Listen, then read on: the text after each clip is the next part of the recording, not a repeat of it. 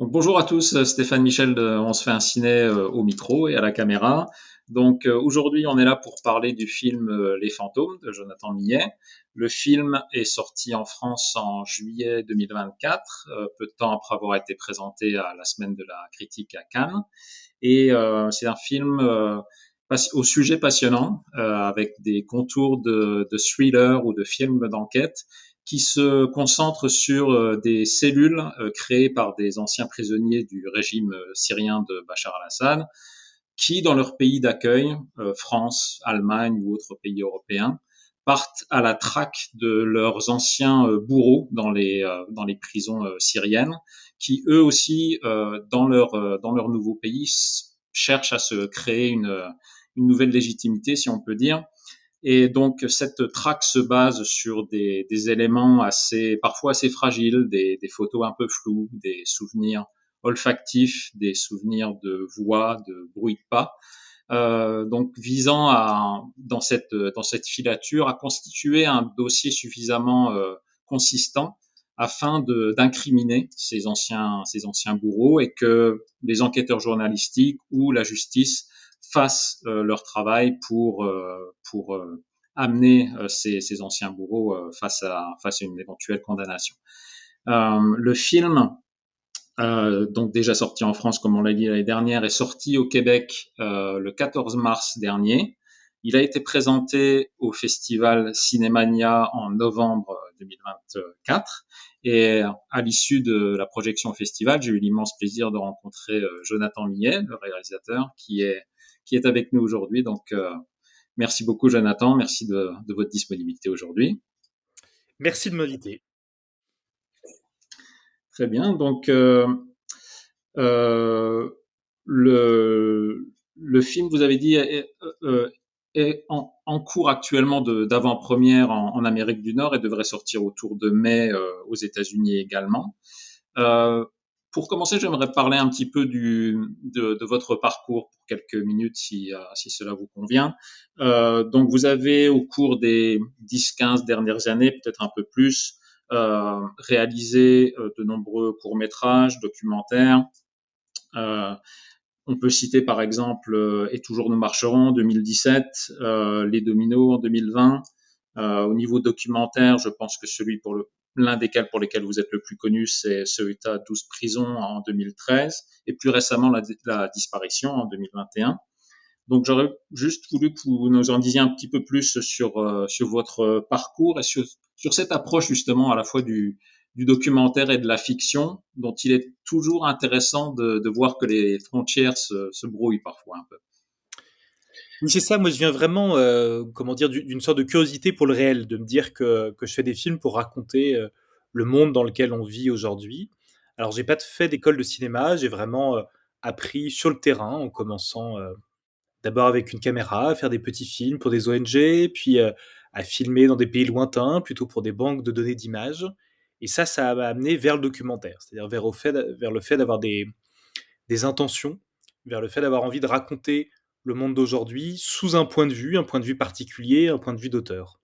Et donc j'ai vraiment fait mes armes avec le documentaire, notamment Ceuta 12 prisons, qui est effectivement mon premier documentaire. Et ensuite, j'ai toujours en parallèle fait et du documentaire et de la fiction, mais souvent des fictions qui s'inspirent très clairement du réel. Et donc, ce parcours m'amène assez logiquement au Fantôme, qui est un pur film de fiction, un film de genre, un film ancré dans des références de cinéma, mais qui est totalement inspiré de faits réels et qui est gorgé, j'allais dire, de réalité, de gens qui jouent leur propre rôle, de témoignages que j'ai, moi, récupérés dans un travail de documentation et en retrouvant presque ma démarche documentariste. Donc c'est un film qui combine mon intérêt et ma curiosité pour le réel et la force et la puissance que je trouve moi dans la fiction. Parfait. Et si je ne m'abuse, d'après le dossier de presse et les interviews que vous avez pu donner pour le film, à la base, il s'agissait d'une démarche documentaire pour ce film.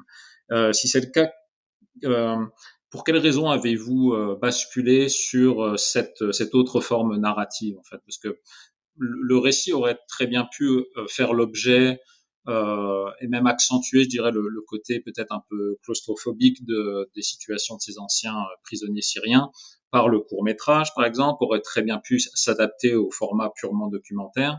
Qu'est-ce qui vous a finalement conduit à basculer vers une forme de narration de long métrage de fiction?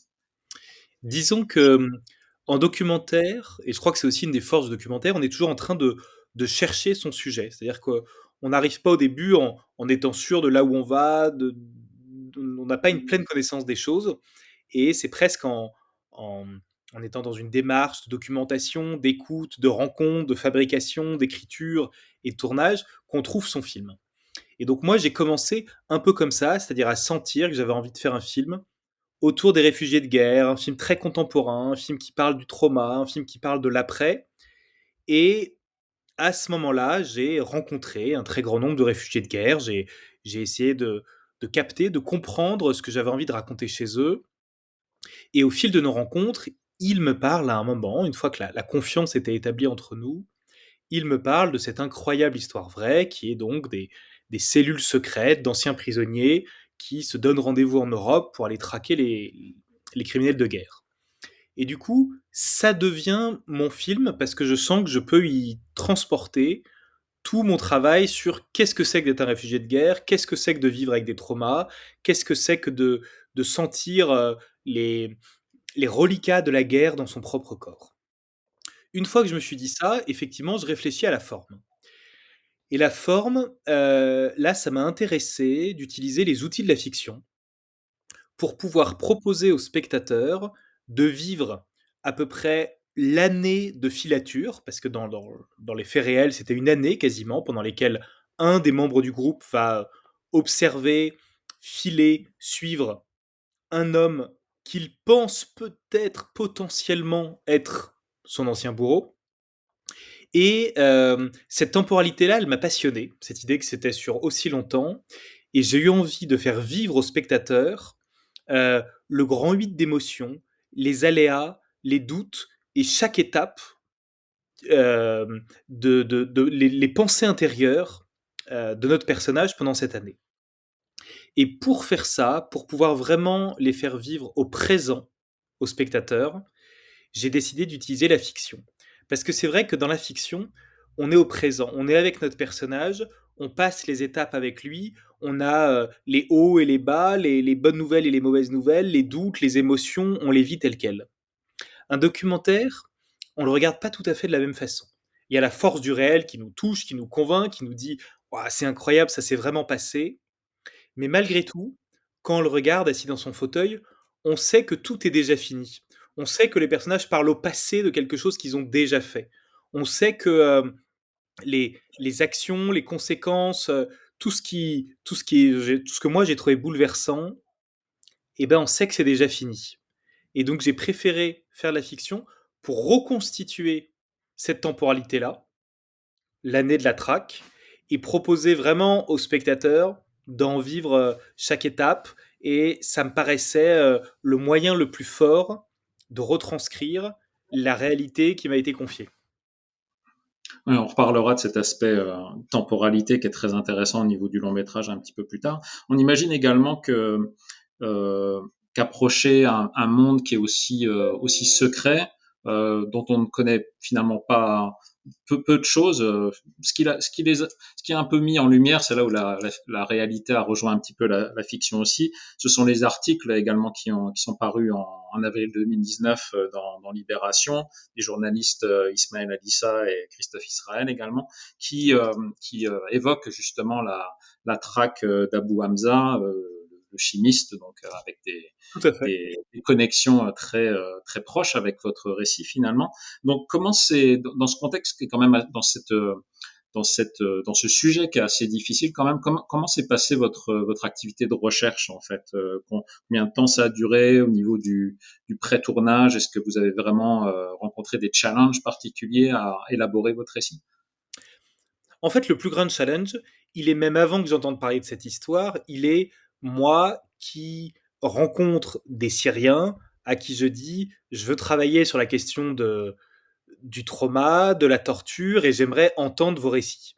Et en fait, il y a rien de plus intime que de raconter un récit de torture, que de raconter les moments où eux ont rencontré, ont fait face à la mort quasiment, ont tout perdu, des récits de deuil, des récits de perte. Et dans le fond, c'est l'acquisition de la confiance pour pouvoir raconter ces récits-là qui était la plus dure à obtenir. C'est ce qui a pris le plus de temps, et c'est un temps de rencontre où chacun se confie, où on y va par étapes, où moi je raconte ce que je cherche, et petit à petit on se fait confiance. Et à un moment, ces Syriens pouvaient me raconter l'indicible, la perte, le deuil et la torture. Une fois que ça s'était passé, le reste, d'une certaine manière, était plus simple. Alors effectivement, moi, ma façon de travailler, ma façon d'aller chercher des informations, c'est plutôt de les demander à ceux qui ont vécu les faits. Donc je ne suis pas du tout allé chercher des, des informations chez des journalistes, chez des écrivains, chez des théoriciens, chez des gens qui avaient une vision plus large, ou à des gens qui pouvaient être à des postes politiques, disons, à tous ces endroits. J'avais vraiment envie d'entendre ce récit-là par l'intime, par ceux qui l'avaient vécu, par ceux qui ont douté, éprouvé tous ces questionnements, tous ces doutes. Et donc, en fait, ces premiers Syriens qui m'ont parlé de ces cellules secrètes m'ont dit: tu peux contacter telle personne qui va t'en parler d'un peu plus près, et ainsi de suite, de contact en contact. J'ai pu à un moment avoir accès à ceux qui faisaient partie de ces cellules secrètes, qui en fait avaient surtout besoin d'anonymat. C'est pour ça que dans le film, j'ai inventé des prénoms, des situations, et j'ai changé les lieux, ce qui fait que personne n'est mis en danger, disons, par le récit du film. Et de toute façon, ce qui les a le plus rassurés, c'est le temps qu'on met pour faire un film. C'est-à-dire qu'ils pouvaient me raconter des choses, mais ils savaient bien, et je leur ai raconté, que j'avais besoin de 2, 3 ans d'écriture, 1 an de tournage, 1 an avant que le film sorte. Ce qui fait qu'en fait, 4 ou 5 ans après, le film sort aujourd'hui, la situation a changé, ces cellules secrètes n'ont plus besoin d'être anonymes parce qu'il y a eu des premières arrestations, Bachar même maintenant est tombé. Donc, ma temporalité, au contraire d'un journaliste qui pourrait publier des récits dès le lendemain d'une certaine manière, moi, la longue temporalité du cinéma était plutôt rassurante pour eux. Et donc, je pense que j'ai dû faire une bonne année et demie de rencontres, de recherches, d'acquisition d'informations, d'éléments, où j'ai entendu des dizaines et des dizaines de récits absolument bouleversants, poignants, très forts, et où encore une fois, j'ai pu comprendre ce qui, moi, m'intéressait profondément dans ce film, qui était plutôt à quel point un personnage qui n'avait rien à voir avec les enjeux politiques du monde, qui n'était pas du tout destiné à porter sur lui le poids de la justice, de la vengeance et de toutes ces grandes questions. Vraiment l'idée d'un homme comme vous et moi, l'idée de quelqu'un que rien ne destinait à ça, qui se retrouve un jour à cet endroit-là. Et donc ce qui m'a intéressé, c'est vraiment qu'est-ce qui se passe dans la tête de quelqu'un que rien ne destine à prendre de telles décisions et qui se retrouve un jour à les gérer. Et c'est pour ça que j'ai trouvé, en fait, en entendant ces récits, mon axe d'écriture, mon angle, mon point de vue qui allait définir le film. Cette idée de se dire, on fait pas un film dossier où on passe d'une ville à l'autre, d'un personnage à l'autre. Au contraire, c'est un film où plus on avance, plus on vient chercher l'intime, plus on pénètre à l'intérieur de notre personnage, parce que c'est ce que j'ai trouvé le plus bouleversant. Oui, et puis j'imagine que si vous étiez collé au plus près au récit de Libération, par exemple, cette marge de confiance n'aurait peut-être pas été présente. Et puis le, l'ancrage dans le réel, puisqu'Hamid là est professeur, j'imagine que ces cellules étaient aussi constituées de gens qui n'étaient pas forcément activistes également à la base, qui pouvaient être chauffeurs de taxi, avocats, médecins, etc. Donc ça amène peut-être un peu plus de latitude au niveau de l'écriture et de balancer justement votre récit entre ce qui est très universel et ce qui est très intime. Exactement. C'était vraiment ma ligne d'écriture. En fait, la première ligne d'écriture que j'avais, c'est qu'il fallait que j'élimine 95% des récits que j'avais entendus, tellement les témoignages étaient denses, tellement j'avais entendu tant d'histoires fortes, incroyables, puissantes et bouleversantes. Et pour en faire un film, il faut à un moment resserrer, il faut suivre une histoire, une idée, un fil, sinon le spectateur est noyé. noyé d'informations, noyé d'émotions, noyé au milieu de trop de choses, et le récit déborde. Donc le vrai travail, c'était de d'épurer au maximum. Et moi, je crois beaucoup à ces films dont le récit est vraiment une ligne claire, vraiment très épuré, parce que ça permet de donner du temps au personnage, à ce qui se joue en lui vraiment. Je ne crois pas aux films qui sont des suites de rebondissements, une sorte de flux d'action. Moi, au contraire, moins il y en a, plus on est obligé, je trouve, en tant que scénariste, de créer de la profondeur chez le personnage, d'aller chercher la moindre de ses hésitations et d'en faire quelque chose, de travailler ses dilemmes, ses choix, ses décisions, ses doutes. C'est ce qui me, c'est ce qui me parle le plus. Donc vraiment, le film suit un tout petit fil qui regorge de hors-champ et de compréhension pour le spectateur d'à quel point on parle de quelque chose qui touche le Moyen-Orient, la géopolitique et de nombreux sujets, mais en resserrant au maximum pour pouvoir aller chercher ce qui m'a semblé le plus fort, mais aussi le plus universel, c'est-à-dire notre personnage dans une situation à laquelle il s'attend pas, comment il réagit et comment on vient disséquer toutes ces étapes. Et dans le fond, c'est là où toutes les rencontres que j'ai pu faire, toute la documentation, toute mon imprégnation du réel a pu me guider dans l'écriture pour toujours être dans le vrai que je réadaptais au personnage que j'inventais. En termes d'écriture, justement, vous avez coécrit le scénario avec Florence Rocha, si je ne m'abuse. Comment s'est passée cette écriture à quatre mains, en quelque sorte? Vous semblez avoir été très impliqué intimement avec les témoignages que vous avez été reçus, que vous avez été collectés avec le récit, mais comment votre collaboration avec Florence Rocha s'est déroulée pour l'écriture? C'est vrai que moi j'ai fait le travail de recherche et d'épure, donc j'ai presque délimité quel était le cadre du film. Et une fois que ce cadre est fait, je pense que vraiment l'écriture fonctionne de manière beaucoup plus efficiente dans le ping-pong, en étant toujours en réflexion. Je crois que le film veut tellement entrer au cœur d'un personnage et essayer de proposer au spectateur le fait de vivre une sorte d'immersion au cœur des pensées d'un personnage, que quand on écrit, il faut toujours en discuter. Donc ça a été le cas avec Florence, avec qui on a fait vraiment ce ping-pong en continu, avec la productrice qui était là aussi à toutes les étapes et qui permettait de toujours avoir quelqu'un qui écrit et quelqu'un qui a une vision de recul et de pouvoir toujours se rendre compte de qu'est-ce qu'on laisse comme place au spectateur, qu'est-ce qu'on lui fait comprendre, à quel moment on est trop mystérieux, à quel moment on dit trop, à quel moment il faut laisser au contraire plus de hors-champ. Et je crois vraiment que ça m'a fait gagner beaucoup de temps, ça nous a fait gagner beaucoup de temps de pouvoir être à plusieurs, à toujours être dans la surveillance de cette écriture. Et vous avez vu, bon, on évoque beaucoup le film d'enquête, le film d'espionnage, de filature, quand on découvre les fantômes également. Plus que le film, que le thriller, comme vous le dites, fait de succession de péripéties, on pense plus à des films comme The Conversation de Coppola, par exemple, ou La vie des autres, qui ont été beaucoup cités dans les critiques liées à votre film. Est-ce que vous aviez, que ça soit en termes de mise en scène ou de jalons narratifs, est-ce que vous aviez des références également en tête, soit au moment de la pré-production, au moment de l'écriture?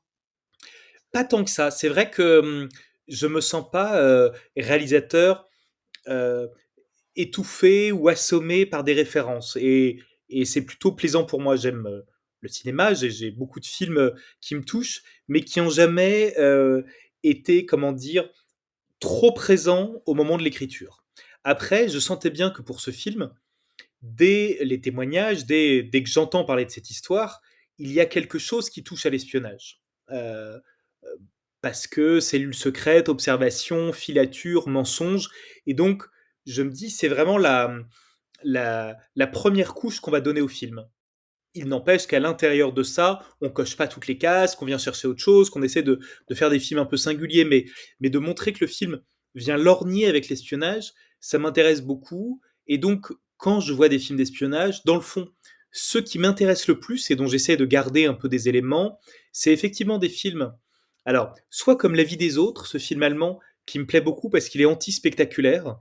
Et quand on se dit anti-spectaculaire, en fait, c'est plutôt un compliment, c'est-à-dire que il n'a pas besoin de mettre à l'image des explosions ou des grandes séquences pour que nous, on perçoive l'intensité, le risque et le danger pour les personnages. Et ça, je trouve ça très fort dans le film de genre, le fait qu'on accepte à un moment que les personnages risquent gros, et on n'a pas besoin de le faire comprendre au spectateur par des séquences un peu attendues, un peu clichés, un peu gunfight, un peu explosion.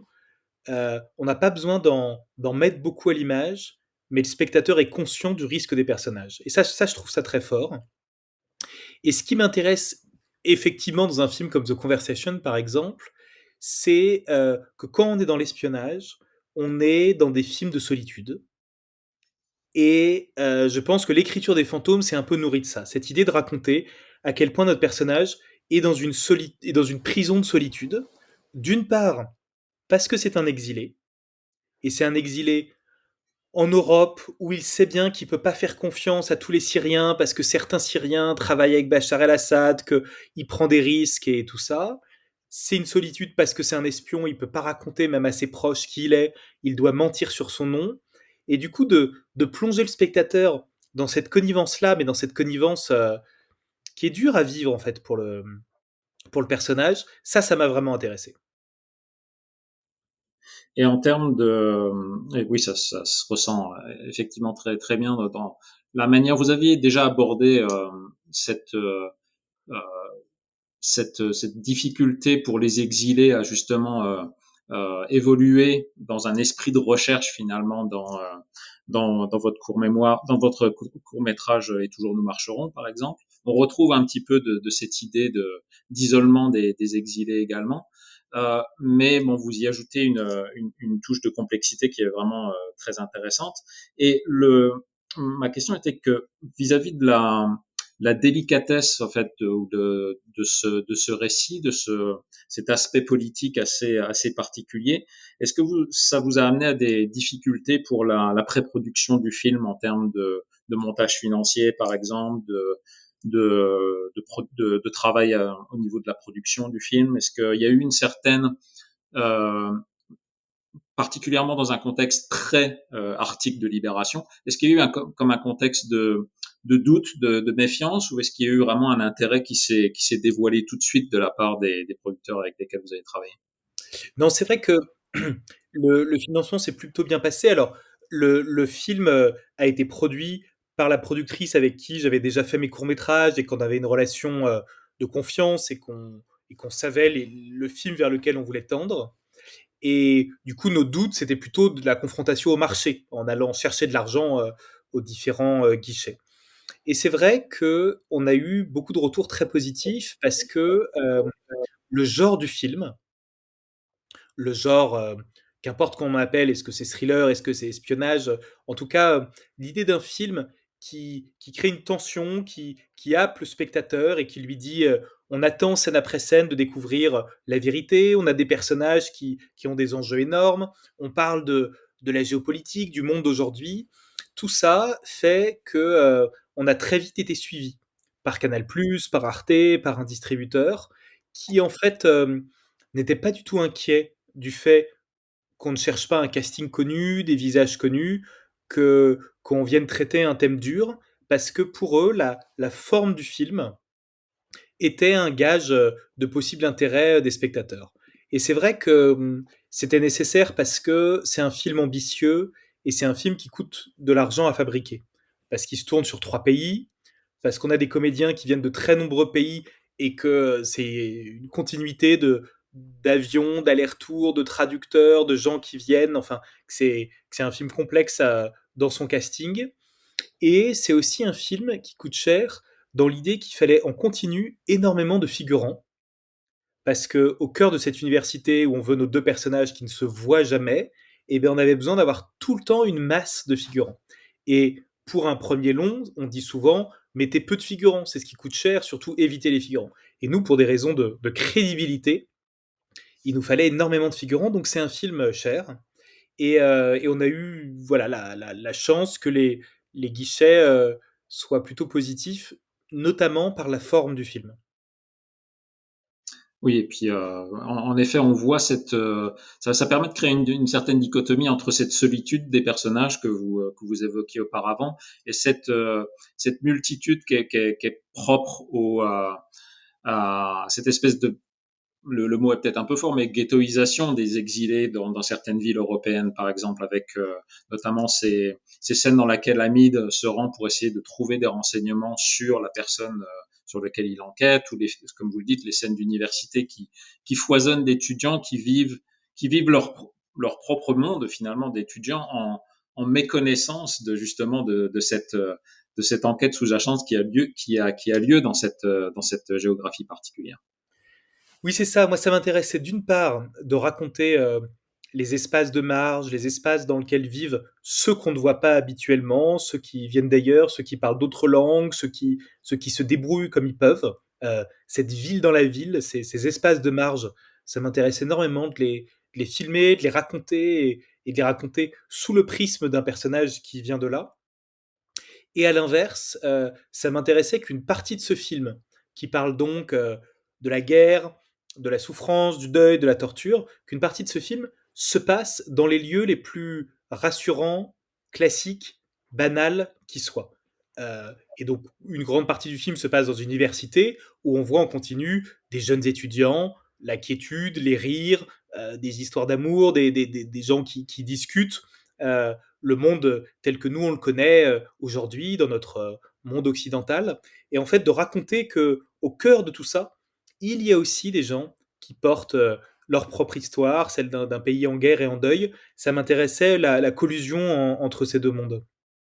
On le voit également dans les scènes de rencontre entre Nina et Hamid, par exemple, qui est peut-être quelque chose que l'on peut voir également dans d'autres films d'espionnage ou d'enquête également, mais le fait qu'ils se rencontrent dans un square pour enfants, qui est vraiment un lieu d'innocence, quoi, finalement, bien un lieu vraiment de vie, d'insouciance d'une certaine manière, mais dans lequel ces échanges clandestins prennent forme. Oui, alors là, c'est vrai que c'est l'endroit où moi, en tant que scénariste, je viens chercher à bousculer mon personnage, mais globalement, la plupart des lieux dans lesquels il va se retrouver, par les fruits du hasard de sa quête, sont des lieux qui résonnent avec sa vie d'avant. Alors effectivement, il porte le deuil de sa fille et ses rendez-vous réguliers sont dans des soirs comme dans toutes les histoires d'espionnage. L'endroit où il doit filer l'homme qu'il cherche, c'est université, qui est son endroit dans lequel il travaillait lui avant et où tout lui évoque ce qu'il n'a plus, ce qu'il a perdu, ce à quoi il n'aura peut-être plus jamais accès. Et ça m'intéressait dans cette quête intérieure d'un personnage qui se confronte à tout ce qu'il a perdu, d'aller pousser les curseurs dans ses choix des lieux, qui donc au premier abord nous paraissent les lieux les plus simples et les plus anodins du monde, mais qui résonnent extrêmement fortement chez notre personnage. Est-ce que les repérages ont été un peu fastueux ou difficiles pour vous? Parce que le film, comme vous le dites, se passe dans principalement trois géographies, Strasbourg, Berlin et, si je ne m'abuse, également la Jordanie, qui figure les scènes de désert, de camps de réfugiés et puis des scènes du Liban également. Qu'est-ce qui vous a amené justement à filmer ces scènes particulières en Jordanie? Est-ce que ça a été difficile pour vous justement de les mettre en place? Non, non, c'est vrai que moi j'ai l'impression qu'une fois qu'on maîtrise un peu le réel, que j'ai entendu toutes les histoires et que je savais comment les retranscrire, on peut s'accorder une certaine liberté dans les choix des lieux. C'est-à-dire qu'il ne s'agit pas de trouver exactement la même université que là où ça s'est passé. Il faut raconter euh, la vastitude de l'université, il faut trouver des repères, mais pour pouvoir vraiment faire du cinéma, il faut à un moment pouvoir un peu décoller du réel. Et du coup, les repérages, pour moi, c'est toujours un moment très plaisant où, au contraire, on cherche à se nourrir d'idées qu'on n'aurait pas eues seul devant sa feuille. Euh, je savais que pour ce film, qui donc se passe, aller quasiment aux trois quarts à Strasbourg, il fallait que euh, le hors-champ, c'est-à-dire ce qui va représenter la Syrie et le Liban à l'intérieur du récit, mais qu'on a filmé en Jordanie, il fallait que ce soit des lieux très très forts, très très visuels, pour qu'ils restent en tête aux spectateurs, bien qu'on passe beaucoup de temps à Strasbourg. Donc, aller en Jordanie, c'était aussi l'occasion de chercher les lieux les plus frappants, les plus forts, les plus visuels. La Jordanie, c'était un choix assez évident parce qu'on est vraiment collé à la Syrie, on a ce grand désert qui est sur la frontière, et qu'on tourne du côté syrien ou du côté jordanien, c'est le même territoire, c'est la même couleur, et, et c'est presque dur de faire la différence. Donc ça permettait vraiment de ramener euh, le pays, j'allais dire le passé, le vécu du personnage, et de pouvoir un peu l'ancrer pour le spectateur. Sinon, le film aurait pu courir le risque d'être un tout petit peu abstrait. De nous dire, on parle du Moyen-Orient, mais on reste quand même dans cette université à Strasbourg, et ça aurait été, je pense, un peu dommage. Donc c'est pour ça qu'il était nécessaire de pouvoir dire aux spectateurs, faites-nous confiance sur leur champ, et à un moment, tac, on débarque au Liban, on parcourt les routes de Beyrouth, on va dans les camps de réfugiés, on tourne dans des vrais camps de réfugiés, évidemment, des vrais camps de réfugiés syriens. Et je trouve que tout ça, c'est une manière de croire en l'imaginaire et la capacité à chaque spectateur de se créer des images mentales, mais aussi un moment de le rétribuer d'une certaine manière en allant filmer ces vraies images-là. Oui, ça enlève une certaine, un risque de constriction de contrainte aussi du récit, de s'extérioriser vers d'autres géographies. Et cinématographiquement, c'est intéressant pour le spectateur aussi parce que ça offre la chaleur du désert, la, la rugosité, si je puis dire, de ces camps de réfugiés. Ça offre un contre-champ colorimétrique aussi avec la vie très urbaine, la recherche très urbaine qu'Hamid et cette cellule mène. Exactement. Exactement. En fait, il y a aussi un élément qui s'ajoute à ça, c'est le jeu vidéo. C'est-à-dire qu'il y a un jeu vidéo qui vient du réel, qui est l'idée que c'est sur les forums de discussion des jeux vidéo de guerre qu'on peut parler de mosquées et de bombes sans être détecté par des algorithmes. Enfin, c'est un endroit safe pour des cellules secrètes comme pour des terroristes. Et ce jeu vidéo, moi, il me permet d'amener au présent du récit des images de villes détruites, des images de la violence de la guerre, des images d'Alep qu'on a reconstituées pour ce jeu vidéo qu'on a créé. Et donc, avec mes quelques images tournées en Syrie et au Liban et ce jeu vidéo, le film fonctionne sans flashback, c'est-à-dire en permettant au spectateur de toujours avoir la conscience de ce qui pèse sur Hamid, sans qu'on ait besoin à un moment d'arrêter le récit dans un processus un peu classique et de créer un flashback qui me semble euh, aller trop convenu et que j'avais envie d'éviter pour ce genre de film. Mais c'est passionnant scénaristiquement et cinématographiquement cette idée du jeu vidéo également de choisir cette plateforme comme source de conversation secrète et d'échanges cachés d'une certaine manière, mais sous l'égide d'une guerre factice quoi finalement. Donc il y a un côté peut-être un petit peu cynique pour le spectateur également de voir cette guerre virtuelle se jouer face à eux devant l'écran, alors que des choses très concrètes se discutent quoi, finalement entre les personnages. Tout à fait. Et en fait, encore une fois, ça vient du réel. Moi, j'ai vraiment tendance à dire sur ce film que mon plus grand co-scénariste, ça a été la réalité et que cette idée, j'aurais jamais réussi à l'inventer tellement elle paraît audacieuse sur le papier. Il se trouve que ça vient du réel, alors je me suis enfourné dedans et ça m'a vraiment passionné. Et, et ça raconte dans le fond quelque chose qui est que ce personnage qui a vécu le pire et qui cherche à s'en échapper, c'est finalement en s'y confrontant. Et donc en se reconfrontant à la guerre et à la ville détruite, en se confrontant au mal et à celui qui le poursuit, en se confrontant à l'université qui pour lui était un endroit qui n'existe plus, qu'il va réussir à revivre.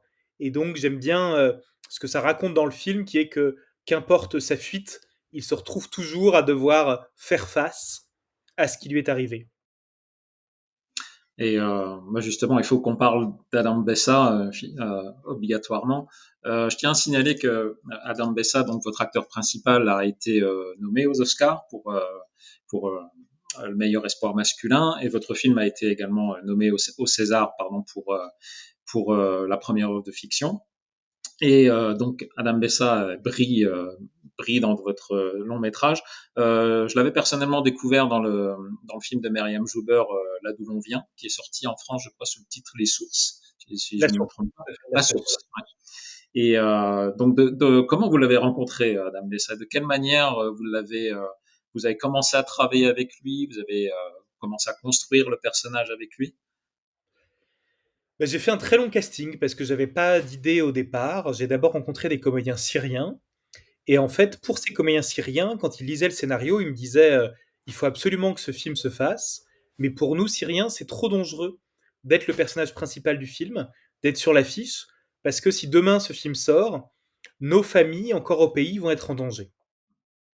Donc, je me suis résolu, même dans mon désir de coller au réel, je me suis résolu à aller chercher un comédien non syrien. Et là, j'ai rencontré quasiment une centaine de comédiens arabophones sur un très grand nombre de pays. Et à un moment, j'ai rencontré Adam, et c'est vrai que il portait en lui, sur lui, l'intensité que je cherchais.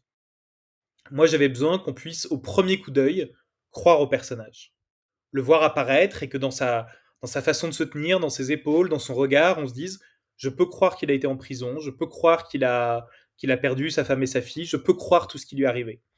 J'avais pas envie que le personnage ait besoin de parler pour dire. J'avais envie qu'on puisse lire sur lui, sur son corps, tout ce qui avait pu lui arriver. Et donc à partir de là, on a principalement travaillé sur cette question du regard, de la gestuelle, de la démarche, de la façon de se tenir. Et on a passé des semaines ensemble à se dire, on travaille comme si c'était un film muet et comme si tout ce qu'on doit comprendre du personnage, tout ce qu'on doit percevoir, tout ce qu'on doit saisir de son passé se lit sur son corps. On pourrait presque couper le son du film à certains moments et comprendre finalement ce qui passe à travers la tête du personnage d'Amine. Exactement. C'est moi ce qui m'intéressait le plus parce que de toute façon, on est dans un film d'espionnage et donc dès qu'il parle, il ment. Donc il dit autre chose. Et donc il y avait ce travail sur le corps et lui, il doit ajouter à ça une manière de nous rendre accessible son intériorité.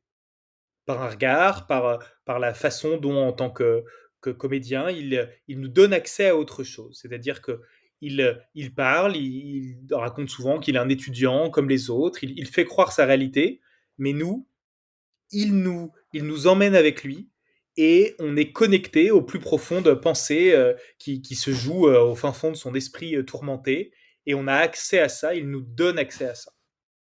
Ouais, il y a quelque chose, enfin, dans la physicalité du jeu d'Adam Bessa, ça se ressent énormément. Il y a quelque chose de très, enfin, le côté filiforme de sa silhouette, mais orné d'un regard qui est à la fois très perçant, très déterminé, mais qui transporte tellement de solitude et de tristesse à la fois. Donc, il y a vraiment je trouvais que la performance d'Adam Bessa était très juste de ce côté-là parce qu'il arrivait vraiment à balancer les deux côtés très complexes de son personnage. Exactement. L'idée, c'était vraiment toujours de laisser le spectateur en connexion totale avec ses émotions, mais sans qu'il ait besoin de les surjouer, parce que sur un sujet aussi grave, aussi dur, pour moi, le pire écueil qu'on puisse faire, c'est de surjouer ces émotions-là. L'émotion de la souffrance et de la plaquer frontalement. Ça me paraîtrait vraiment complètement à côté. Donc, c'est de pouvoir assumer quelque chose d'un peu pudique et en retenue dans la façon d'être, et en même temps, qui est un fil invisible, tissé, un peu par la mise en scène, un peu par son jeu, par le travail du son, par le travail du montage, qui fait qu'en tant que spectateur, on fait un voyage d'émotions avec lui. On est toujours connecté à ce qui joue au plus profond de son corps, quelque chose qui tremble là au fond de lui, et à ce qui joue dans son esprit aussi. Et donc les fantômes de votre titre, sont à la fois ces cellules clandestines, si on peut dire, qui utilisent des noms de code, qui ne sont pas officialisés d'une certaine manière, euh, qui est représenté dans la figure d'Hamid, que l'on voit souvent capuchonné. Donc il y a quelque chose il y a un aspect un peu fantomatique du personnage lui-même aussi. Il y a une sorte de silhouettes flottantes quoi finalement dans ces villes européennes. Mais le contrepoint également, c'est que ces fantômes, ce sont aussi ces anciens bourreaux qui essayent justement de se reconstruire une légitimité factice. Et parmi eux, Arphaz, donc qui est joué par Tawfik Barom, est l'un de ces fantômes lui également. Et j'aurais juste voulu savoir comment vous avez également rencontré et travaillé avec Taoufik Baroum. Et parce que ce qui est assez impressionnant dans la construction de son personnage et dans l'interprétation, c'est que tout comme il y a des zones grises dans le personnage d'Hamid, qui n'est pas 100% positif, je dirais, il y a des zones d'ombre quand même vis-à-vis de ce personnage. Mais il y a également des zones d'ombre dans le personnage d'Arfaz également, il y a quelque chose dans les yeux de Tofik qui est à la fois très inquiétant, très déstabilisant pour le spectateur, mais il y a quelque chose de doux également chez lui. Donc il y a je pense notamment aux scènes dans lesquelles Arfaz mène Hamid dans les couloirs de l'université où à ce moment-là tout peut se passer entre eux, on ne sait pas également où ça mène, mais finalement l'amène dans un lieu d'apaisement, de recueillement presque, qui est très aérien d'une certaine manière. Donc il y a à la fois ce contrepoint de deux figures fantomatiques, mais sans que ça soit, sans que vous construisiez des personnages qui soient trop manichéens. Oui, c'est ça. Disons que c'est pas un film sur ce personnage-là. C'est-à-dire que dans le fond, il faudrait presque 2 heures pour pouvoir le travailler en profondeur, essayer de le comprendre, de saisir où il en est. Et c'est pas le cas parce que c'est vraiment un film du point de vue d'Hamid, l'autre personnage. Et Arfaz, c'est la figure qui est là. Mais une fois qu'on a dit ça, euh, moi, ce qui ne m'intéresse pas, effectivement, ce sont les archétypes, c'est-à-dire les personnages qui ne sont que mauvais, qui seraient nés bourreaux, là pour torturer les hommes. Enfin, je crois à la complexité des gens et des êtres. Et donc, le travail avec le comédien, avec Taoufik Barom, c'était de se dire, on va pas tout expliquer aux spectateurs, mais on va laisser comprendre à quel point c'est un personnage qui est tiraillé, qui a fait les mauvais choix, qui a du bon et du mauvais en lui, qui s'est retrouvé à cet endroit-là où il est vraiment la pure représentation du mal. Mais ce qu'on va raconter, c'est que tout est complexe. C'est qu'il est arrivé là par une suite de choses, de mauvais choix, d'un un chemin long, et on va laisser chaque spectateur se projeter sur lui, imaginer ce qu'il a pu faire, mais on n'a jamais voulu le rattraper ou essayer de lui donner euh, des excuses ou quelque chose. On a juste voulu raconter que tout n'était pas simple, que ce personnage est né d'une complexité. Et donc, avec Taoufik, on a eu des longues discussions, un long travail là-dessus pour essayer de pouvoir lui donner cette force-là. Très bien. Et, euh, et les personnages féminins ont également ils sont peut-être un petit peu plus secondaires, mais ils ont également une importance, une symbolique intéressante aussi parce que ils attachent d'une certaine manière Hamid à une certaine chronologie, d'une certaine manière. Nina, donc qui est jouée par Julia Franz Richter, est, en quelque sorte, elle fait un peu partie du passé, ou du moins, elle a vraiment du mal à se détacher de ses traumas et des conséquences immédiates de son trauma. Et d'un autre côté, on a le personnage de Yara, qui est joué par Ala Rajab, qui Pardon, je représente fais une de pause. Je me décale. Continue. aucun problème. Donc oui, je parlais des personnages féminins entre le personnage de Nina qui est rattaché un peu au passé et le personnage de Yara qui elle est peut-être une possibilité d'avenir en quelque sorte pour Hamid qui pourrait être une une voie vers un autre futur pour lui. Et au milieu de ça, il y a le personnage de la mère qui leur ramène à une certaine à un certain présent finalement. Elle se trouvant dans un camp de réfugiés à Beyrouth. Donc il y a comment vous avez approché justement ces personnages féminins également? Disons que comme on a un personnage principal qui peut pas beaucoup s'exprimer, qui peut pas beaucoup faire vivre ses émotions, qui est dans l'obsession, et c'est aussi là mes influences des films d'espionnage, de la personne qui va presque à ses dépens suivre son obsession, ça m'intéressait de l'ancrer, de ne pas en faire une figure abstraite. C'est-à-dire que moi, les espions qui m'intéressent, ils ont une vie de famille, des enjeux personnels, des parents, et du coup, ils doivent à un moment gérer l'imbrication de ça et ses dilemmes. Là, je trouve ça intéressant. Un espion qui n'est attaché à rien eh ben, les risques sont moindres. C'est-à-dire que peut-être que sa mission va rater, mais c'est toujours moins fort que quelqu'un qui se retrouve obligé de mentir à sa mère, à sa femme, à quelqu'un qu'il rencontre, et où on sent que sont liés l'obsession de la mission et l'intimité, la personnalité, l'humain chez la personne. Donc ça m'intéressait vraiment que le personnage d'Hamid soit confronté à d'autres personnages féminins effectivement et qui fassent tous référence à ce qu'il a au fond de lui, à l'être humain qu'il a été avant d'être cet espion ou cet homme en quête du mal. La Et on mère, arrive à comprendre en filigrane leur parcours également, quoi. Que ça soit le parcours de, même si on sait finalement très peu de choses sur elle, on a quelques bribes du parcours de Nina, et en contrepoint, on a aussi des bribes du parcours de Yara qui elle est là déjà depuis quelques années, qui comprend un petit peu les structures autour d'elle, qui s'intègre différemment également. Mais donc, en fait, ça offre vraiment ça universalise le récit beaucoup autour du personnage d'Amid, je trouve. oui, puis c'était pour moi une manière de raconter que les histoires d'exil, les histoires euh, de ces exilés qui doivent quitter leur pays, il y en a autant que de personnes, qu'il n'y a pas une manière de généraliser ce que c'est que l'exil. Et donc de montrer un personnage comme Yara qui parle au futur, qui est apte à se couler dans une autre vie que celle qu'elle avait imaginée, de raconter au contraire ce personnage de Nina qui a tout perdu et qui n'arrive plus à concevoir l'après, cette mère qui s'adapte et qui a tout porté, elle, sur ses enfants.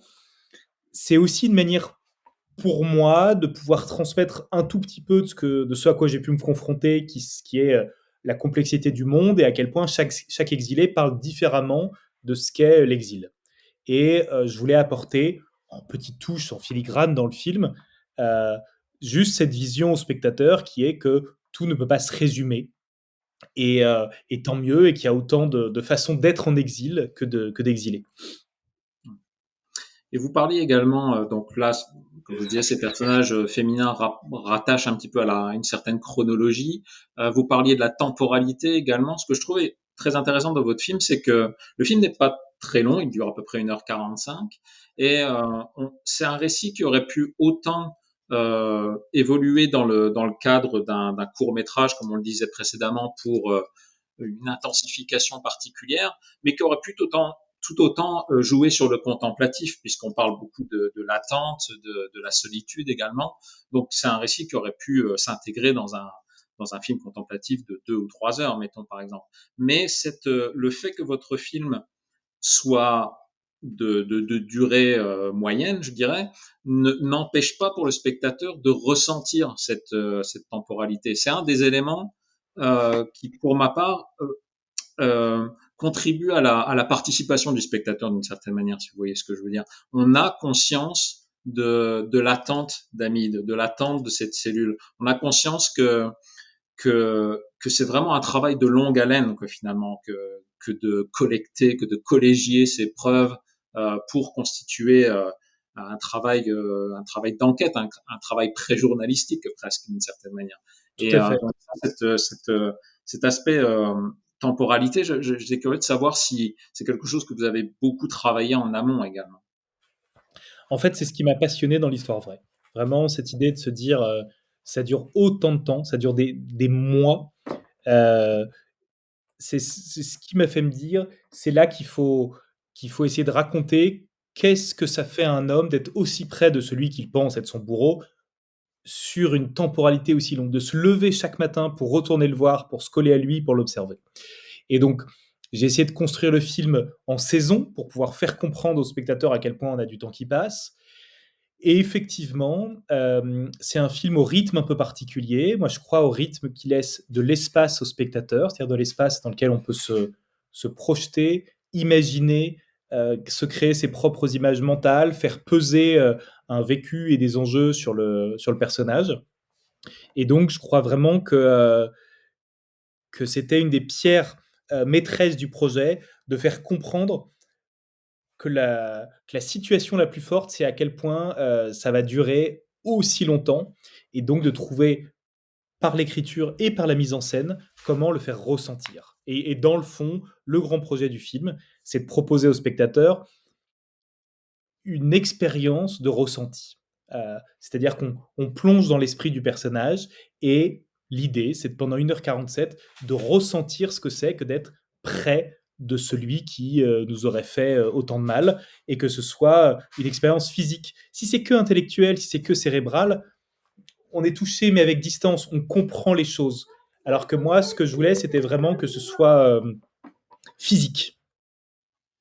Et extrêmement sensoriel aussi, parce que l'une des choses qui frappe également au visionnement du film, c'est son aspect sensoriel, que ça soit sur l'auditif. Le film commence avant que les premières images apparaissent justement dans les bruits de. On est avec certains personnages à l'arrière d'un camion qui amène des prisonniers pour les échapper dans le désert, quoi, finalement. Donc on a déjà ce bruit ambiant dès les premières images du film. Ensuite, on a, euh, on a les scènes de, de, de, de bibliothèque, par exemple, où la caméra va pivoter très lentement sur l'oreille d'Amid, et là où les sons ambiants,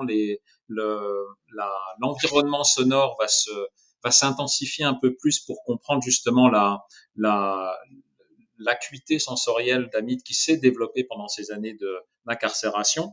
Et puis on a tous les autres aspects des sens, le toucher par exemple avec la scène de pansement entre Yara et Hamid, l'odorat quand Hamid s'approche d'Arphaz en le suivant dans une file de restaurants par exemple.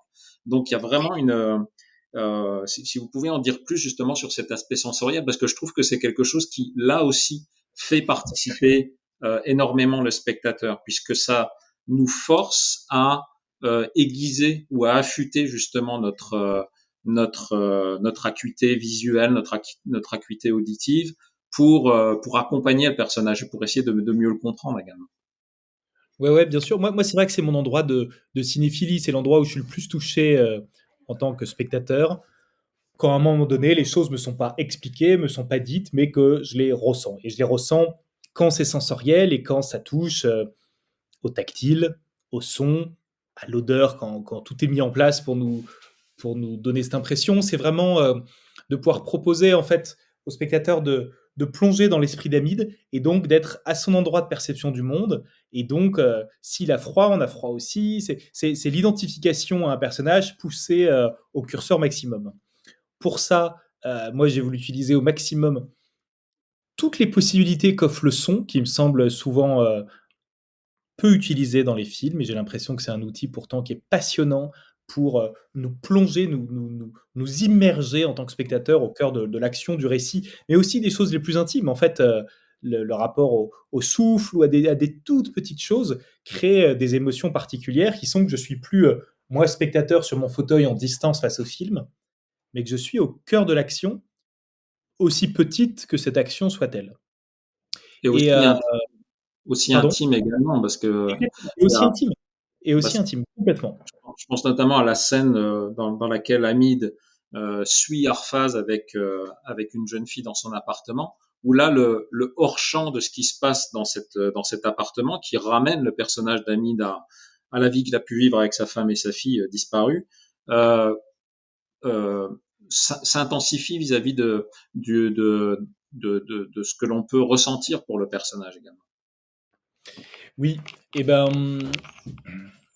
en fait, j'ai eu l'impression à certains moments que l'image, elle montrait, l'image, elle guide, alors que le son, il laisse de l'espace à chaque spectateur pour se forger ses propres images, pour aller chercher au fond de lui quelque chose qui lui est propre. Moi, j'ai l'impression que dans mon parcours, dans mon écriture, je viens d'un endroit plutôt de l'intellect, du travail, de la compréhension des choses. Et donc, je me suis dit, il faut vraiment trouver des directions à l'opposé de ça dans le film parce qu'en fait, c'est là que s'éprouvent les émotions les plus fortes, c'est dans l'immédiateté, dans le physique. Et donc, c'est ce qui m'a fait travailler au maximum sur tous les éléments possibles qui ne proviennent pas de l'intellect. Et donc, effectivement, être devant une porte et entendre des bribes de mots et se dire que c'est pas la compréhension qui est forte, c'est simplement l'impossibilité d'entendre distinctement, de pas être du bon côté de la porte, tout est là. Donc c'est de faire c'est d'utiliser les outils du cinéma en fait. Oui, exactement. Et l'autre aspect important, l'autre outil important au niveau de cette utilisation du son, ce sont les enregistrements également des témoignages des anciens prisonniers. Est-ce que justement ces bribes de témoignages sont tirées elles aussi de témoignages que vous avez pu entendre d'autres Complètement. anciens Complètement. prisonniers? Ça vient vraiment de mon travail préliminaire quand je travaillais au tout début, à rencontrer des réfugiés de guerre et qu'ils ont commencé à me raconter leur histoire, leur récit. Et donc, j'ai fait réenregistrer ces témoignages, mais ce sont au mot près exactement ce qu'ils m'ont dit. Et ça fait partie des touches de réel qui ponctuent le film. Et pour moi, c'est vraiment important d'avoir ce rapport-là au réel, c'est-à-dire avoir des touches de réalité qui fait que, aussi fort qu'on puisse être par moment dans des choix formels, dans des choix de genre, dans un rapport au genre, et ben la réalité est toujours là et je suis persuadé que le spectateur le sent, le pressent et a conscience de ces bouts de réalité dans le film. Ce qui contribue également à cette ambiance sonore, c'est le travail que vous avez fait avec Pierre-Alexandre Busson, donc Yuxek, qui avait travaillé, je crois, avec Valérie Donzelli et Jérémy Elkaïm par le passé également. Tout à fait. Comment Oui, ouais, il a fait pas mal de choses avant. Ouais. euh, Euh, non, c'est comment vous avez vraiment. travaillé avec lui et avec Luca Verman au niveau des autres compositions musicales? En fait, c'est vraiment au moment du montage, assez tôt dans le montage, j'ai vu de vue qu'il fallait de la musique dans le film dès ce moment de montage, que ça pouvait pas arriver après coup. Et donc, c'est à ce moment-là où j'ai fait plusieurs rencontres et où j'ai demandé à plusieurs compositeurs de me faire des propositions musicales. Et là, ce qu'ils me proposaient correspondait exactement au positionnement musical dont j'avais besoin. C'est pas une musique qui est au-dessus du film, qui dit voilà les émotions de la scène. C'est une musique qui est au contraire au même endroit que le personnage. Et ça, je trouve que ça forgeait une force immédiate dans les scènes et qu'on avait besoin dès le montage et qu'il a vraiment su trouver l'exacte position qui était la bonne. Et ça, c'était nécessaire. Oui, on suit, cette musique évolue au gré du ressenti du personnage d'Hamid, je trouve. Tout à fait.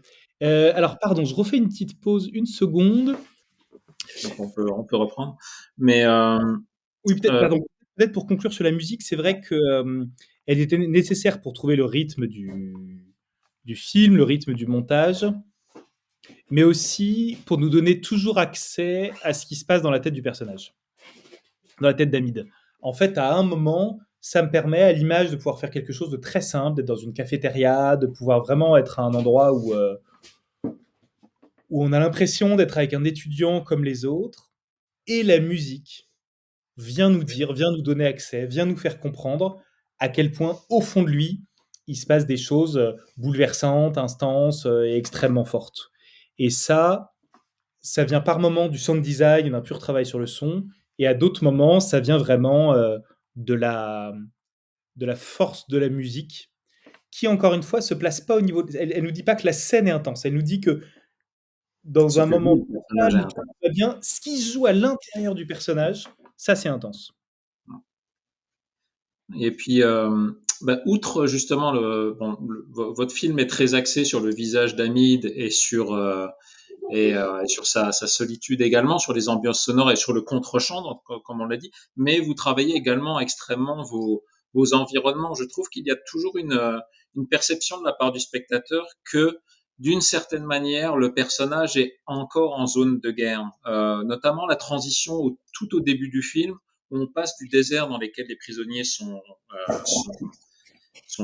laissés à eux-mêmes finalement au chantier de Strasbourg, quoi, finalement, où le personnage se retrouve dans un autre environnement de ruines finalement et de poussière et de côté ocre un peu. Donc il y a toujours cet environnement qui rapproche le personnage d'un environnement un peu hostile. On le voit parfois avec un arrière-plan de fenêtres grillagées derrière lui, par exemple. Donc il y a toujours quelque chose, malgré l'intensité de sa recherche, qui relève presque du souvenir carcéral pour Hamid. Oui, c'est ça, en fait, même du trauma. C'est-à-dire que ce que je voulais raconter avec ça, c'est de dire que quand on a vécu des expériences aussi bouleversantes, aussi traumatisantes, quand on a été confronté à la guerre, quand on a été confronté à tout ça, on n'en échappe jamais vraiment. Et en fait, c'était presque un des points de départ d'écriture de ce projet, de raconter que pour des exilés qui sont depuis quelques années dans des pays occidentaux, comme la France, l'Allemagne, ou qui peuvent être au Québec, euh, c'est pas parce qu'ils sont maintenant dans un lieu sûr que tout va bien, qu'ils se sont débarrassés de tout et qu'on peut leur dire maintenant il faut travailler, vous remarier, tout ça c'est fini, tout va bien. Ce que je voulais raconter, c'est à quel point le corps se souvient de tout ce qu'il a vécu, à quel point il met du temps à se soigner, à quel point l'esprit garde la mémoire de tous les événements traumatiques et qu'on les porte extrêmement longtemps et qu'en fait, ça se lie à un moment donné à un quotidien. Par le son, j'ai voulu essayer de raconter ça au maximum parce que le son est vraiment l'expression du trauma. Que pour quelqu'un qui a vécu ces expériences de prison, n'importe quel souvenir de bruit de pas, de poignées de porte, de tout ce qui raconte le carcéral peut d'un coup faire ressurgir et remonter tous les traumas. Ça, c'était vraiment important. Et par l'image, ça me plaisait de montrer aussi que à un moment donné, quand on a ça en soi, c'est-à-dire quand on a été violenté par la guerre, quand la guerre s'est inscrite en nous, euh, et ben cette hostilité-là, on peut la ressentir à tous les endroits. Et donc effectivement, j'ai travaillé Strasbourg et ces lieux aussi simples que possible, en essayant de raconter ce que c'est le prisme, la perception du monde de quelqu'un qui est passé par la guerre et à quel point ce qui l'entoure peut être perçu comme Mais, violent pour une lui. réminiscence d'une certaine manière de certains aspects de sa vie passée également. Exactement. Alors je fais une toute dernière pause. Euh, L'autre question que j'avais, c'était, bon, je voulais vous parler d'une scène en particulier qui est vraiment au cœur, qui est vraiment centrale pour le film.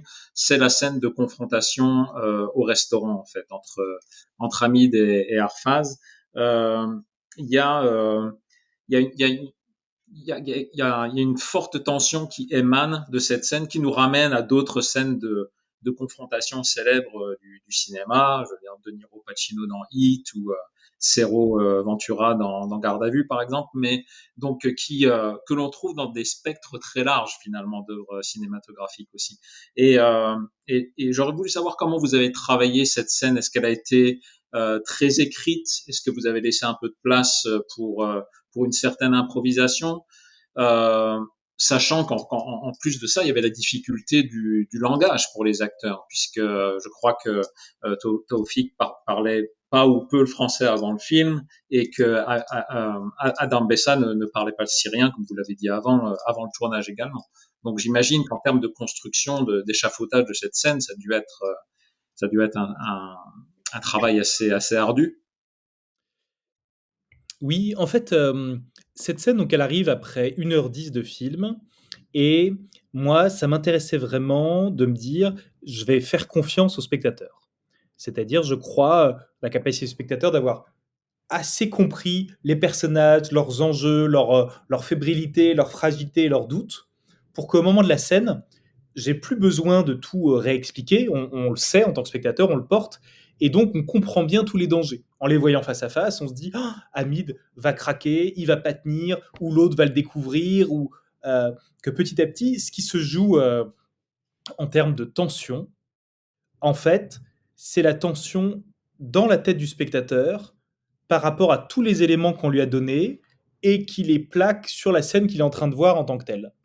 Et, et ça, donc, ça nécessite d'avoir un acquis de ce qui se passe dans la tête du spectateur, de lui avoir tout préparé, disséqué avant, pour qu'en fait, les grands enjeux d'intensité de la scène n'ont lieu que pour lui parce qu'il connaît tout ça. Si on découpe cette scène et qu'on la montre à un spectateur lambda qui n'a pas connaissance du film, il ne se passe rien à l'image. Il n'y a rien qui nous permette d'avoir peur ou d'avoir l'impression de quelque chose de force joue. Et ça m'intéressait énormément, en fait, de créer avec quelque chose d'hyper simple, un montage alterné, l'un assis, l'autre assis, de convoquer les émotions et les peurs les plus lointaines chez le spectateur. Pour travailler cette scène, en fait, c'était assez écrit, mais c'était écrit au point que moi, quand j'en parle aux comédiens, je leur dis que ce qu'ils disent, leurs paroles, ça a très peu d'importance. C'est une sorte de jeu de chat et la souris, c'est-à-dire que c'est deux personnages qui font semblant de parler de choses tranquilles. Et je leur ai demandé de ne pas du tout jouer les paroles, de ne pas mettre d'intensité, de suggestion, de choses trop fortes là-dessus, de jouer hyper simple. Mais par contre, je leur ai donné une entière liberté, et c'est uniquement là-dessus, à mon avis, que la scène se joue, sur les silences, les pauses, les regards, la façon de manger, la distance entre l'un et l'autre. Et du coup, eux ne font pas semblant de surjouer des phrases classiques ou simples ou banales. Au contraire, tout ce qui se passe en eux, ils ne l'expriment que par des micro-gestes, des micro-mouvements, des micro-regards à une distance. On parlait tout à l'heure du fait que le film, dans mes fantasmes absolus, fonctionnerait en muet. Et ben, je crois que cette scène aussi, d'une certaine manière, les entendre parler, on est pris dans un flux de discussion qui raconte deux exilés qui se retrouvent, qui parlent du passé, qui de temps en temps se posent des questions, mais en surface. Mais en fait, le vrai endroit où à un moment on a de la peur pour Hamid et on a de la fascination pour Arphaz, c'est leur image, leur façon de se regarder, leur regard. Oui, Et donc c'est vrai qu'ils ne maîtrisent pas complètement la langue l'un et l'autre, et en même temps, c'était pas à cet endroit que je leur demandais d'improviser ou d'être. C'est vraiment, encore une fois, sur le physique, sur le visuel. Taoufik qui joue Arphaz, qui trouve cette manière de manger, cette manière d'être. Hamid qui trouve la distance qui bouge, qui évolue en fonction de est-ce qu'il a, est-ce qu'il y a une question qui lui brûle les lèvres ou est-ce qu'au contraire il essaye de se protéger. Tout est là, tout est dans la distance. Donc, je crois que j'ai considéré cette scène et les comédiens aussi comme purement physique. Elle joue beaucoup sur le langage corporel. Finalement, le dialogue est déjà établi par le passif que le spectateur a pu comprendre dans les scènes précédentes, finalement. Exactement, exactement. Et je dirais également que le travail de ces cellules clandestines comporte leur propre dilemme également. Ce sont des cellules qui font comme vous le montrez très bien, un travail très précis, très documenté. On voit par exemple un journaliste qui, recueillant ses preuves, qui déclare qu'il s'agit d'un travail extrêmement bien fait, extrêmement bien documenté. Mais il y a toujours un doute sur la finalité finalement de la part de cette cellule sur ce travail. Est-ce que les éventuels bourreaux qui sont identifiés vont être traduits en justice ou pas? Devons-nous faire justice nous-mêmes ou devons vraiment nous faire confiance à la justice d'un pays étranger ou aux journalistes auxquels nous nous confions ces enquêtes? Et je trouve que cette dichotomie, elle est même palpable dans les votes en fait qui sont donnés par les différents membres de la cellule entre soleil pour oui, lune pour non. Il y a beaucoup de il y a également quelque chose qui est intéressant pour le spectateur au niveau de la finalité de cette démarche. Oui, en fait, il faut quand même prendre en compte l'idée que pendant une dizaine d'années, la communauté internationale n'a pas agi en Syrie et que beaucoup de Syriens se sont sentis abandonnés par la justice internationale, par les autres pays, et c'est aussi pour ça qu'ils ont créé les cellules secrètes. Donc dans le fond, les doutes sur l'idée que les méchants soient traduits en justice viennent aussi des doutes du fait d'avoir été abandonné pendant aussi longtemps, que le veto de la Russie a empêché toute forme de jugement et autres. Je dis ça pour créer du contexte, hein, pour raconter à quel point ces cellules secrètes, elles sont forcées de s'intéresser à la géopolitique et que leur existence même raconte les défauts d'une justice internationale. À partir de là, en fait, ce qui m'intéressait le plus, c'est qu'on est en présence d'hommes et de femmes qui doivent prendre une décision. La décision de la vengeance et de dire il faut punir, il faut tuer l'autre. Hors film, elle est un peu abstraite, tout le monde a tendance à se dire: «Non, c'est pas la bonne solution». Mais quand on est à l'intérieur du film et qu'on sent que, ils ont été abandonnés par tout le monde, ils sont pas sûrs que l'autre soit vraiment jugé. Ils se disent que si cet homme est arrêté, peut-être que les frontières vont se fermer, que, l'Europe n'accueillera plus les autres réfugiés et ben, d'un coup, il y a une vraie réflexion, il y a un vrai dilemme, il y a une vraie tragédie, parce que dans le fond, c'est ça qui m'intéresse, moi, la tragédie, quand on est face à 2 solutions et qu'aucune des solutions n'est la bonne. Et donc, c'est ça qui fait qu'ils hésitent. Et j'ai l'impression que ce que je voulais proposer aux spectateurs, c'est qu'après 1 heure 40, disons, d'information, on hésite aussi. Enfin, on comprend à quel point aucun choix n'est évident. Euh, et après, c'est vrai que avec le film, je voulais surtout raconter cette question du doute, cette question de la méthode de cette cellule, et que la finalité, c'est de se dire à un moment, on a fait notre choix, on donne aux journalistes. Ce qui arrive derrière n'est plus de notre ressort. Et la conclusion du film, c'est que je m'intéresse plus à ce que ça a permis à Hamid en tant qu'être humain, de pouvoir revenir au personnage qu'il était, de faire des choix, de sortir de son obsession et tout ça, plutôt qu'à ce que ça a permis globalement en termes de jugement et de justice. C'est-à-dire que le film, à la fin, a un dernier choix à faire, et je m'intéresse plus, moi, à l'intime qu'au film dossier qui raconte, oui, il y a eu arrestation, oui, il s'est passé ça. Après, pour un spectateur un tout petit peu intéressé, effectivement, on peut voir l'histoire vraie, et donc il y a vraiment eu arrestation, le journaliste a transmis les informations, et il y a eu arrestation et jugement et condamnation. Euh, mais encore une fois, par rapport aux émotions, par rapport au parcours intime qu'on a fait dans le film, moi, cinéaste et moi, spectateur, je m'intéresse plus à tout ce qu'on vient de vivre là, quelles conséquences ça a sur notre personnage, sur Hamid, et que ce dernier endroit d'émotion, c'est avec lui que j'ai envie de le vivre.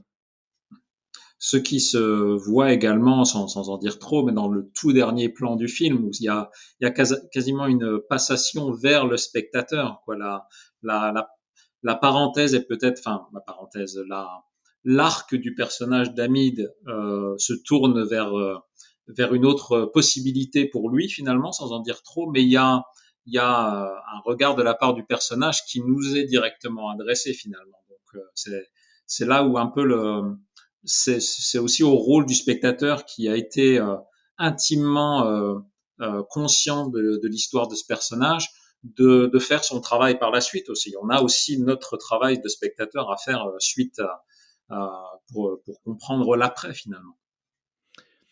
Oui, moi j'ai l'impression que ce travail de spectateur, le film le demande un peu tout du long. Ouais. C'est-à-dire que dès le départ, dès le premier plan, on est dans le noir complet, on entend des sons, et c'est une manière pour moi, cinéaste, de dire au spectateur, tout va pas être montré, donc il faut un peu travailler. Ça fonctionne tout du long, ça fonctionne notamment dans la scène dont on parlait de confrontation où c'est le spectateur qui fait le travail en amenant les enjeux et la tension de la scène. Et à la fin, c'est un peu la conclusion de tout ça, c'est de se dire, on a assez vécu avec ce personnage pour que euh, chaque spectateur puisse placer le curseur de l'émotion de fin et le vivre tel quel en lui-même. Moi, je ne crois pas aux films qui guident trop les émotions. Je crois au fait de donner assez d'éléments pour qu'on puisse s'emparer des émotions, les vivre, mais en laissant un peu d'espace à chacun. Et je crois que ce regard final, où effectivement on a fait un grand tour avec notre personnage, il nous laisse un tout petit peu d'espace en tant que spectateur à se dire j'ai l'impression que ça va être dur, mais il va s'en sortir, ou j'ai peur qu'il replonge, ou je le situe, je le situe. Et vous-même vis-à-vis de cette histoire, parce qu'on l'a dit un peu au début de l'entretien, d'une part, la réalité a un peu rejoint la fiction au moment même où le film se construisait avec les articles de Libération, mais depuis, le contexte a énormément changé. le régime de Bachar al-Assad est tombé, un nouveau régime des rebelles islamistes est en place actuellement. Quel est vous actuellement votre regard sur cette situation changeante également? Est-ce que vous, après le film, vous avez continué à suivre un peu, à rester informé du travail de ces cellules et des conséquences judiciaires qui ont permis à l'arrestation donc en Allemagne et en France de certains de ces anciens bourreaux? Oui, tout à fait. C'est vrai que dans sa fabrication du film, de toute façon, j'ai été très entouré, par des Syriens à toutes les étapes et que donc j'ai vécu, tout le contexte, avec ce point de vue syrien, fort qui m'entourait. Dans le fond, les premières arrestations et les premiers procès, en Allemagne comme en France, fait qu'aujourd'hui, il y a un peu moins besoin de ces cellules secrètes. C'est-à-dire que c'est devenu, un travail qui peut se faire par des avocats ou par des gens qui n'ont plus besoin de se dissimuler parce que le la justice a changé de camp d'une certaine manière et aujourd'hui, ça se fait au vu et au su de tous et tant mieux. Dans le fond, la chute de Bachar qui a eu lieu, une fois que le film était terminé, c'est-à-dire au milieu des projections quasiment, rend presque le film encore plus actuel. C'est-à-dire que toute cette question de devoir juger, de se demander qui a fait quoi pendant la guerre, qui était dans quel camp, elle est aujourd'hui extrêmement prégnante en Syrie. Pour pouvoir de nouveau faire cohésion et union en tant que peuple, pour pouvoir imaginer un après, pour pouvoir sortir des affres de ce qui se passe aujourd'hui, qui est une situation d'entre-deux, pour pouvoir imaginer un moment faire revenir une démocratie, ce qui était l'envie en 2011 d'un printemps arabe pour faire naître la démocratie, et ben, j'ai l'impression qu'il va falloir juger ceux qui ont été du mauvais côté pendant la guerre. Donc, se poser les questions que se posent les personnages dans le film, c'est-à-dire qui a fait quoi, quand, à quel moment, et quelle peine et quelle justice. Mais là, on est à l'échelle d'un pays tout entier. Et donc, voilà, les thématiques du film, elles résonnent d'autant plus, finalement. Je vois. Je vous remercie. Juste avant ma toute dernière question, je voulais aussi remercier Émilie Guillemin et Philippe Belzile de Cafilm Amérique qui ont permis également cette interview, ainsi que toute l'équipe des films Grand 8. Juste en vous remerciant de nouveau, mais juste une petite question de conclusion sur l'après justement, mais cette fois-ci votre propre après. On est très impatient de découvrir vos prochaines œuvres, bien entendu. Est-ce que vous êtes en capacité de donner quelques informations sur les Rêves Tempêtes, qui, je pense, est votre projet actuel? Oui, tout à fait. C'est vrai que, comment dire? Les Fantômes, s'est terminé enfin, a commencé sa vie à Cannes l'année dernière et que j'ai l'impression depuis Cannes, de l'accompagner partout et que ce qui lui arrive est vraiment très beau, en festival, à sa sortie France et sa sortie dans de nombreux autres pays et j'étais ravi d'ailleurs d'être venu, au Québec pour le présenter et là, je vais enfin commencer à avoir le temps qu'il faut pour pouvoir, me jeter à corps perdu dans le projet d'après.